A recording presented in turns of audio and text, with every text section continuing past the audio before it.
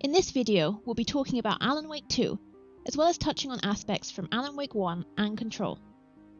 I usually watch Artonkus do playthroughs of games, and Alan Wake 2 is no exception.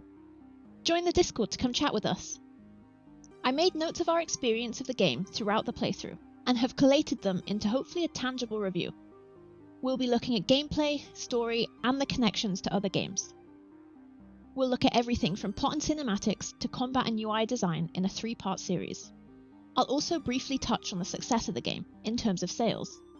This video will focus more on gameplay aspects, with part 2 looking further into the story and success. In the finale, we'll cover New Game Plus, find out if I enjoyed the game, and if I'd recommend it for others. This is your official spoiler warning to click away if you're still wanting to play these games for yourself. I'll be making a spoiler-free version soon, so make sure to subscribe so you don't miss it. First, I'd like to briefly touch on the impact of previous games. Going into Alan Wake 2, we had already played Alan Wake 1, as well as Control. Alan Wake 1 was boring as hell, and I think I must have missed some things during the game because I had no idea what was going on. The story felt lacking, the combat, if you can even call it that, looked dull as anything, and I really didn't understand how the majority opinion was that people really liked it.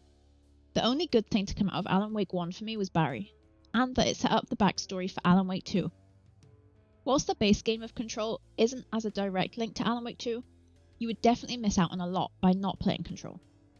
Understanding objects of power, altered world events, and what the FBC is all about is kind of important in Alan Wake 2.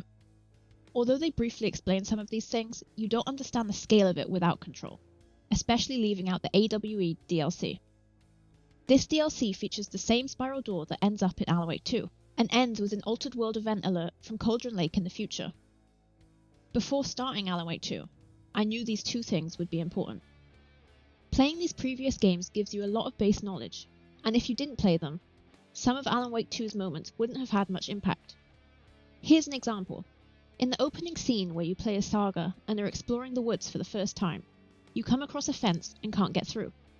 On the sign, it states that it's FBC property. If you didn't play the previous games, this would go straight over your head.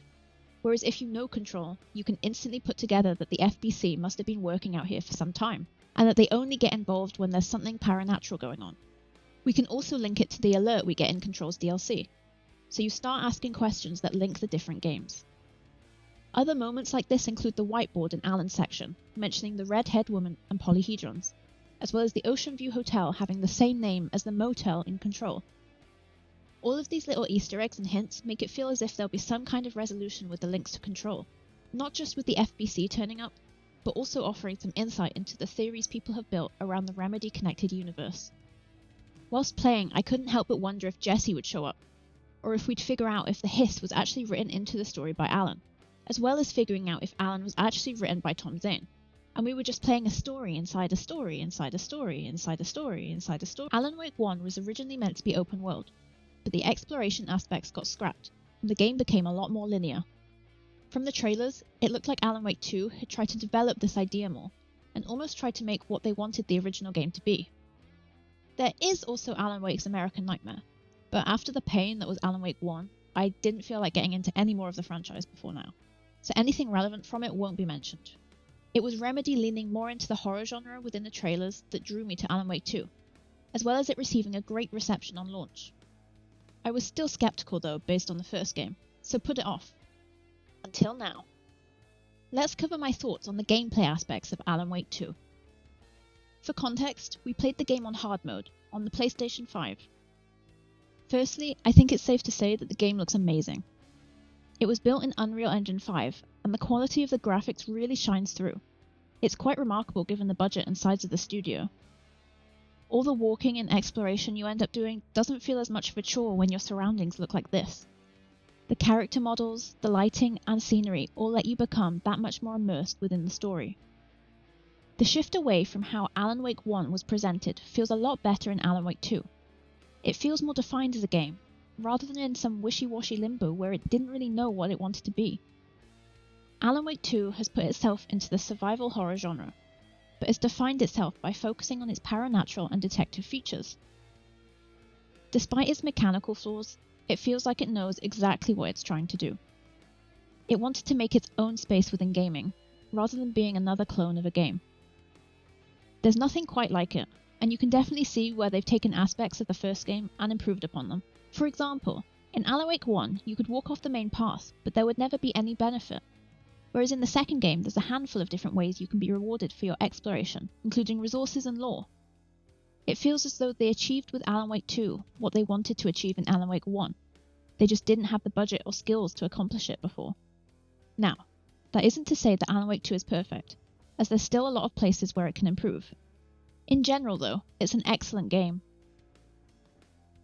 My first complaint within the game is the cutscene with Saga and Casey driving to Cauldron Lake at the beginning. Visually, it looks great, and in terms of story development, you start to get to know the characters that you'll be on a journey with for the rest of the game. However, the initial immersion of the game was instantly ruined due to the audio not lining up with the animation. This was a common issue throughout the whole game, with subtitles breaking or straight up disappearing completely. There were other bugs in the game, with some of them having more of an impact than others. There were NPCs spawning in walls so you couldn't interact with them, clues popping up in the bottom left every time you opened a menu, as well as issues with the lighting. It felt like someone was using a light switch with the sun. Suddenly it became night, and then day again, which really ruined the captivating essence of certain scenes. The more annoying bugs were gameplay related. Points of interest showed on the map, however they didn't disappear when you interacted with them. In combat, sometimes the dodge button just straight up didn't work, so you'd take unnecessary damage, with Saga and Alan just standing there like target practice. And no, it wasn't the controller. This wasn't the only time buttons became unresponsive either, as we also got stuck in a menu with no way to exit. This led to being forced to quit the game, losing over 1 hour of progress, and having to replay a whole section. This happened on multiple occasions too. People have less time nowadays with full-time jobs, and if you spend your only spare 2 hours one evening running around after imaginary objectives or replaying chapters, then it can be really off-putting to play the rest of the game. Although these issues were present, there's a lot of great aspects to the game. Transitioning between the present and Saga's mind place was flawless, and makes you wonder how the game was built for them to load so fast. They both might have been rendered in at the same time, so you have no loading screen between them. Or potentially it was the PS5's SSD. Either way, it made the gameplay super smooth. It's almost as if you were thinking as Saga. You're in her mind in real time, and can continue with your investigation just as quickly as if it were real life. The same goes for Alan's writing room. As soon as you select a new plot, the scene transitions incredibly smoothly, with multiple variations of a room. Something often taken for granted is the HUD. The UI of the entire game was incredibly clean and easy to navigate, with no random health bars or written quests being on screen unnecessarily. The little that was on screen was clear to read, and you never felt like you were lacking any information. The audio design in the game was great, especially around combat and enemies.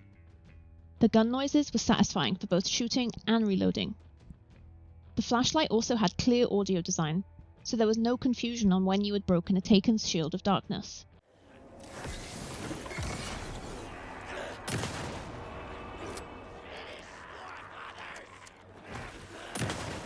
Within the game, you read notes that tell you the location of certain items, such as the rifle. The rifle will then appear on the map, as if Saga had noted it down. Characters aren't dumb and actively act as a normal human being would. There's nothing worse than reading a note in a game and wandering around trying to find the location of the item, having to reread the note, then compare that location to the map, and just generally wasting time when it could all be avoided, like they've succeeded in doing with Alan Wake 2. There's a few different variations of puzzles within the game, and I think all of them are pretty engaging, apart from that stupid maths one. I'm completely with whoever wrote the note inside that stash. They can get a bit repetitive after a while, but they never really felt like a slog to complete. There were environmental puzzles that gave you access to the cult stashes, as well as the nursery rhymes. I personally thought they added a nice break to exploration and combat, even if the rewards were a bit lackluster. Early game, the stashes were definitely nice to have, as resources felt a bit more sparse in comparison to late game, where you'd purposely avoid picking up flares as your inventory was full of them. Another task within the world was finding lunchboxes and words of power for Saga and Alan respectively, giving you upgrade points for your weapons. Having an upgrade system was nice, although it would be good to see them develop it in future titles, as some of the enhancements didn't feel like they made much impact within combat. Some of the upgrades were also really misleading, and how they were written didn't reflect what you actually got. Combat generally was okay, although nothing to write home about. It was a big upgrade from the first game. You have a lot more control during conflicts, with more options on how you want to play out encounters. You can see where they were inspired by the latest Resident Evil titles. However, I'd say it's a bit of a leap to compare it to RE games, as they're both trying to be different things, as well as Capcom having way more experience producing games in comparison to Remedy. Another link to Resident Evil, given the survival horror genre, is the frequency of the loot. In Alan Wake 2, even on the hard difficulty, you were inundated with resources. For the game that it is, it felt good because you didn't have to worry too much about combat encounters and having to deal with enemies, in relation to Resident Evil. Ammo was still a fairly limited resource, but you could have become the main distributor of flares across America given how many you got. One thing that really caught my attention within Alan Wake 2 was the 2 spectacle fights that use songs from the old gods of Asgard. Within different games, you have different types of spectacle fights. People probably argue over what counts as a spectacle fight, but I generally count it as a fight that's of a bigger scale than what your usual encounter is within a specific game. The grandeur of a spectacle fight will also differ between games. For example, you have boss fights in Souls games, finding the dragons in Dragon Age Inquisition, or killing gods in God of War. Remedy have created their own type of spectacle fight, and it's not often something new gets introduced into the gaming space. Fighting a bunch of possessed townsfolk whilst a rock concert plays in the background is not something you find very often. It feels refreshing and nostalgic at the same time. Alan Wake 2 knows when it can drop in these entertaining moments, and walks the line between fun and serious really well. This is the kind of case my ex hated. The ones that might kill me. That's funny. The cases that might kill me were my ex's favorite. I can't praise the team enough for their creative skill around these things, because there are studios that have been around for so long that can't pull this stuff off, especially when it centres around combat. It was nice to have a variety of combat sections. Alan's sections felt slightly more difficult, maybe due to the enclosed spaces, so you had less space to manoeuvre. With Saga, you were mostly in the forest, so you could make space between enemies and choose how you wanted to play fights with more control. Clearly it was Alan who needed more control though, eh? I know it's a horror game, but I'd like to appreciate how funny the Taken are, when they're running at you, throwing hatchets and saying the most out-of-context things from the script. Fix this.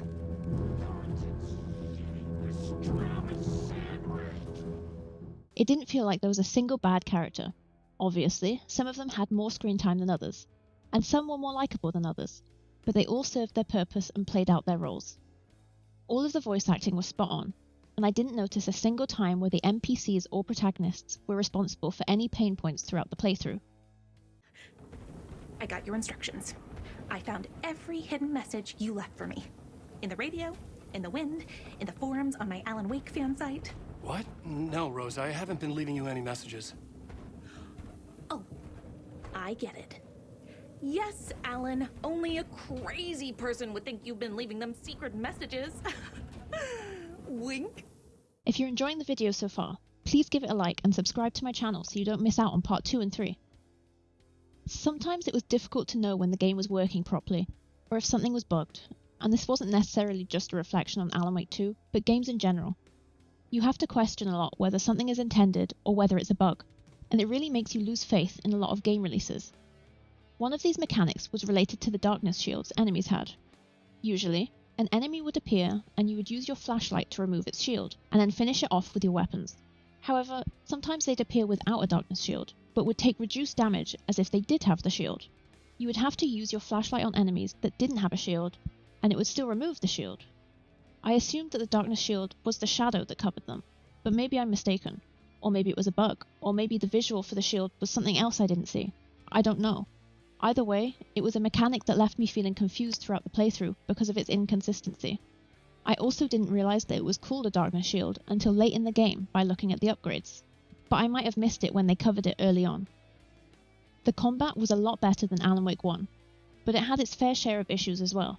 Some enemies didn't feel very well thought out, with some attacks and combos being incredibly hard to dodge, or undodgeable. You can't dodge mid-combo as you're stun-locked, but if you try to dodge at the beginning of the combo, you still get hit by the follow-up attacks. It feels like you have to take mandatory damage unless you get lucky with your initial positioning. The lack of iframes in the dodge is the main issue, and is highlighted when you get caught against a wall or in a narrow corridor. You get stuck and can't get away from enemies, so you end up taking a load of damage or straight up dying if you can't kill them fast enough. Maybe it's a get good angle, I don't know. This was just our experience. Being choosy about who you kill and running past enemies is a part of the survival horror experience. But in Alan Wake 2, if an enemy is aggroed, moving past them doesn't always feel like a viable option. You have to clear the path ahead of you. Otherwise, 90% of the time, you'll get chased relentlessly. The enemy aggro felt a little inconsistent throughout the playthrough, mainly in Alan's sections. The first half of the game, you didn't have to fight anyone, and we were actually questioning whether or not we were meant to be killing things, or if the enemies weren't aggroing properly. In the second half, the enemies were hyper-aggressive and very oppressive. I'm not being stupid, I understand that the game will get harder as it goes on, but it felt as if someone flicked a switch and the enemy AI changed. There's also the super fast enemies that wave dash all over the place, which can be hard to deal with when they spawn with other Taken. If you lose sight of them for a second, they can throw a weapon at you that you can't dodge because you didn't see it coming in the first place. You were too busy trying not to get hit by a melee axeman right in front of you. It feels like that scene in Twilight where Edward's running about and he's all, "As if you could outrun me." It's the lack of counterplay that's the issue. Because the combat hasn't been designed around fast-paced gameplay, creating enemies that are agile like that doesn't work. They either need to give the player tools to deal with faster gameplay, or not add in faster enemies. Exploration is something that's encouraged in Alan Wake 2, and needed to 100% the game. However, enemies respawn around the map when you're trying to explore, which makes it feel annoying rather than challenging. Going to a new area and clearing it feels good the first time, but having to kill enemies respawning in that area when you've just cleared it and are trying to find lunchboxes or nursery rhymes is just a pain. Sometimes after a combat encounter, you'd get put straight into a cutscene and teleported out of the area you were fighting in. This meant that sometimes you left a whole bunch of resources behind, with no option to go back. I think this might be another oversight from Remedy due to their lack of experience in this department, but we see improvement with every game they make, so it's hard not to let them off the hook. The incentive to explore is really nice, but can feel like a slog given your movement speed. The way they approached it felt good, unlocking previous areas of the map as you progress the story, almost Metroidvania style. They could have maybe benefited from a fast travel from information boards around the areas, or even just a faster movement speed. You get the same feeling with the deer heads. Collecting all of them feels really satisfying, and gives you access to a room with, yay, more flares that I can't carry. It didn't really feel like a reward. There were also random things that felt a bit counterintuitive, like the streamside stash not being in the streamside, so you end up wasting a whole bunch of time trying to find it. The dodge timing to stun enemies was very tight, and we ended up accidentally doing it for the first time when we were in chapter 6 out of 9. Mayor Seta was a nice little storyline to end up discovering, but the charm just felt redundant. It reveals all the collectibles on the map, but by the time we got it, we had everything apart from 2 lunchboxes. It also showed things on the map that had already been collected. The range was fine, but you still had to run around the entire map to use it, constantly opening your map to see if anything was in range. Again, another idea that is great in concept, but Remedy could do with adjusting it a bit to give it its intended use. So, it's clear the gameplay in Alan Wake 2 is good, with room for improvement. They have a lot of great ideas and concepts, but need to work on the implementation of these designs. The jump from Alan Wake 1 is massive, and you can tell they've developed as a team since the release of that game, as Alan Wake 2 feels well thought out, and a lot more polished. In part 2, we'll be looking more in depth at the story and the success of the game. Thank you for watching all the way till the end, and I'll see you in the next video.